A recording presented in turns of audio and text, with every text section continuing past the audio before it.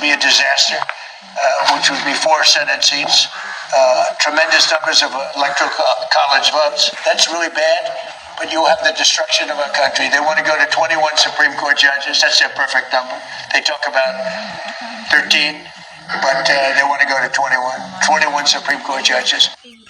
The President Trump issuing a warning rather ahead of the midterm elections. Let's bring in political commentator James Klug and former GOP national spokesperson Elizabeth Pipko. Thank you both for coming on. James, to you first. The president is right. I mean, even Kamala Harris talks about expanding the courts, right? You got to expand the courts. We got to add 2 states. We got to get these numbers up, and you hear this all the time. So the president's exactly right on this. No, he's exactly right. And, we're at a point where the list of demands from the left are just catastrophic for the survival of this nation. Look no further than at the very top of this list is open borders and mass importing the third world to rely and depend on our welfare state. I mean, this is how far their demands are going.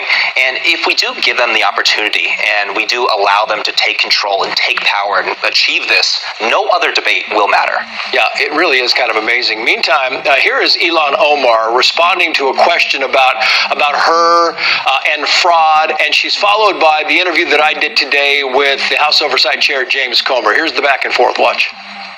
Do you think they're going to find anything when this all plays out in the end?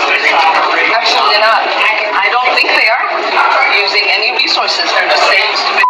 She's delusional, and she knows better. She's trying to say she made a mistake on her financial disclosure form. No one makes a $30 million mistake on your financial disclosure form, especially if you don't have any assets.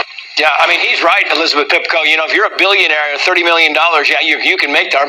You can make that mistake, right? Because you got a lot of money there. But when you're worth a couple of $100,000, you don't make a $30 million mistake, and then all of a sudden you get rid of the mistake and you're back to a couple of $100,000. It doesn't work that way.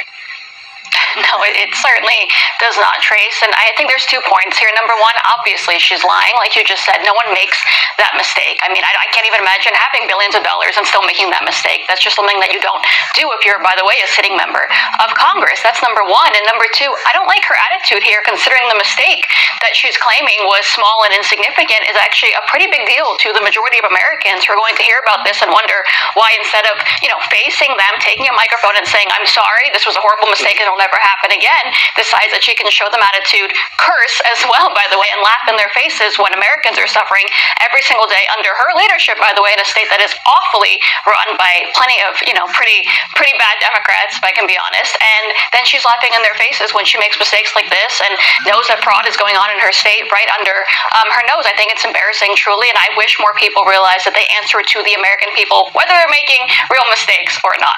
Yeah, when you haven't faced consequences, it's kind of easy to believe that you will never face consequences. Meantime, let's talk about the Democrats' post-mortem. 192 pages. The Wall Street Journal writes the following here. The Democratic National Committee on Thursday released its long-hidden post-mortem examining Kamala Harris's presidential loss in 2024. We need the skeptical quotation marks around released because even now it's not publishing a full finished version of the report because Democrats don't seem to have prepared one. 192-page mess, James. I don't know. I read it. Common Sense is going to weigh in on this in a few seconds here, but this is an unbelievable thing. Document. Yeah, well, I can't wait to hear that.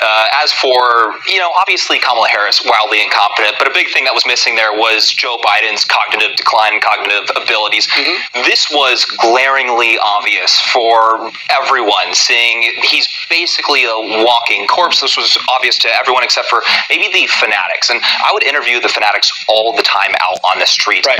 And, you would talk to them, and it kind of was like talking to somebody with a horse blinder, just completely shielding them from reality. And unfortunately for them, but fortunately for the rest of the nation, reality ended up delivering a sweeping Republican victory. Yeah, and there was even a little bit of reality in the Democratic Party because here is Florida Congressman Jared Moskowitz who said the following here. Elizabeth, watch.